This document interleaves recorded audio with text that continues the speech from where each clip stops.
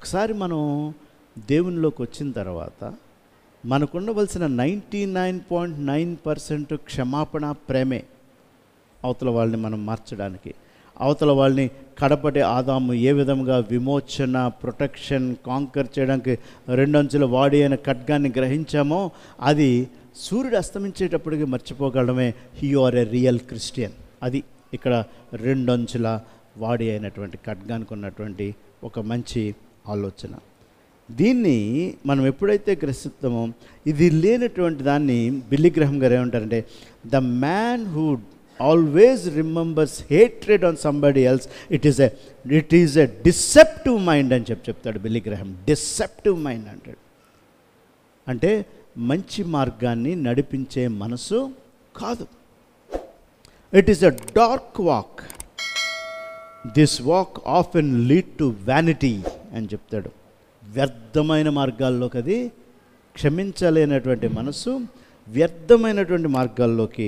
అదే later Adam, కడపటి ఆదాం అయితే it encourages you, leads you to truth and changes to right edge. మంచి పదునైనటువంటి మార్గానికి అది నిన్ను నడిపిస్తుంది. ఎక్కడ మనం స్టాండ్ అవుతున్నాం? తిరిగి తిరిగి క్షమించుకున్నా మళ్ళీ తిరగబడి అయ్యే వస్తున్నాయంటే అది నాలో అన్నా ఉండాలి, అది నీలో అన్నా ఉండాలి.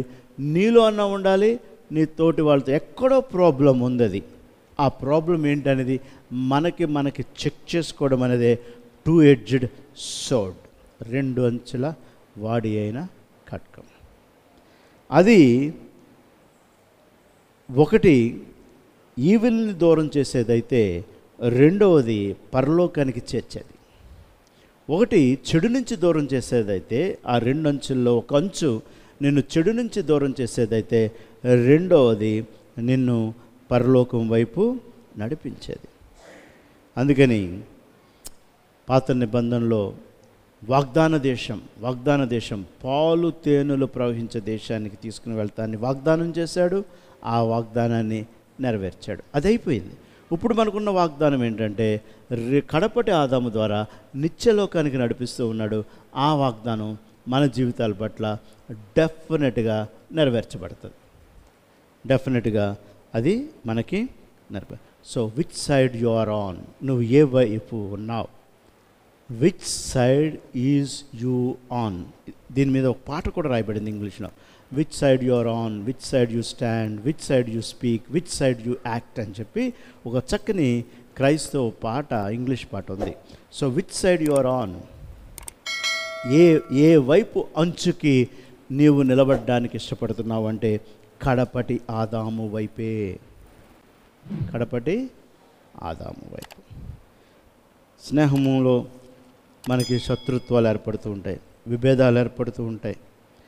మనము దేవుని సైడ్ నిలబడమంటే, మనతో మాట్లాడేవాళ్ళు నిజం మాట్లాడినప్పుడు మనకి కష్టం. ట్రూత్ హర్ట్స్ అంటారు తెలుగులో.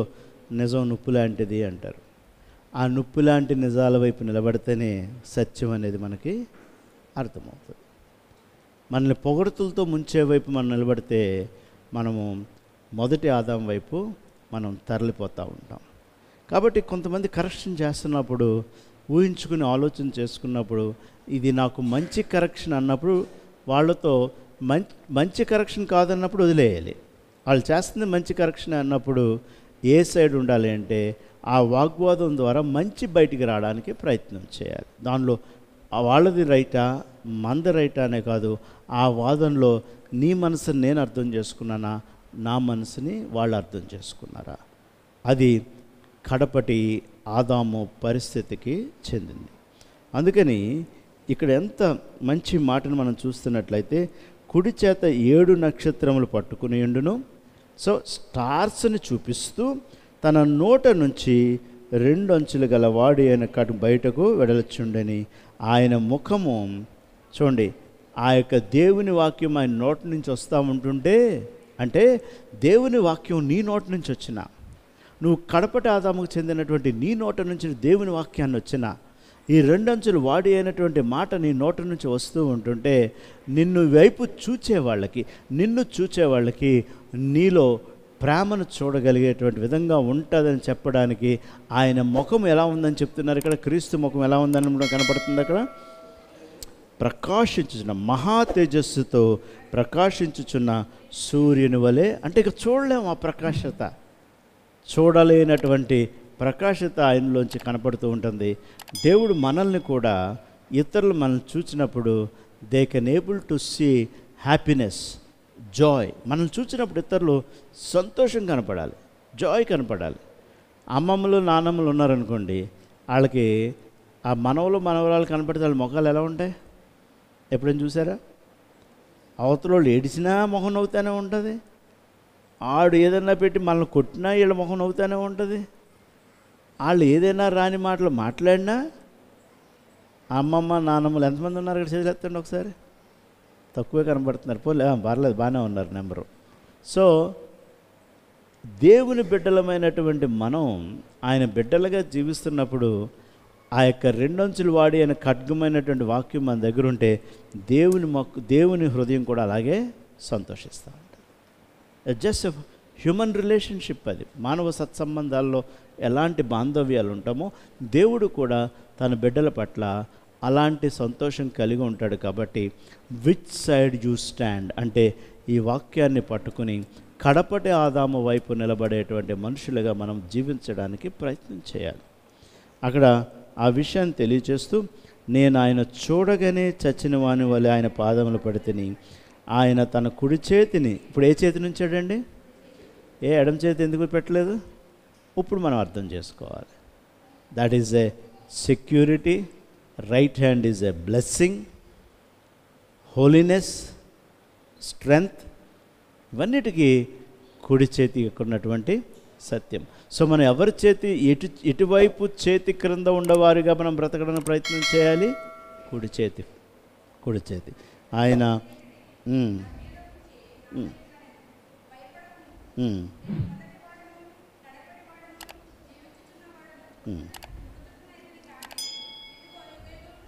చాలు. నేను యుగాలకి నేను సజీవంగా ఉండేవాడిని కాబట్టి పిరికి మనస్సుని మట్టుకు మనము పిరికితనం అనేటువంటిది దేవునికి ఇష్టం కాదు. అందుకే ఏమన్నారంటే పిరికి వాళ్ళకి ఏమి లేదన్నాడు,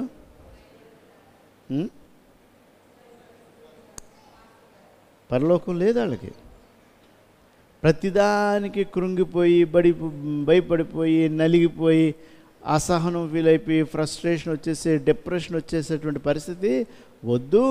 నేను మొదటోడిని, నేను ఆల్ఫాని, నేను ఒమేగాని, మొదటివాడిని, నేను కడపటివాడిని, మీరు భయపడొద్దు, ఎందుకంటే ఇదిగో యుగములకు సజీవుడై ఉన్నానని, మరియు మరణము యొక్కయు పాతాళము యొక్కయు తాళపు చెవులు నా స్వాధీనంలో ఉన్నవి అని చెప్పి తెలియచేస్తూ ఉన్నాడు.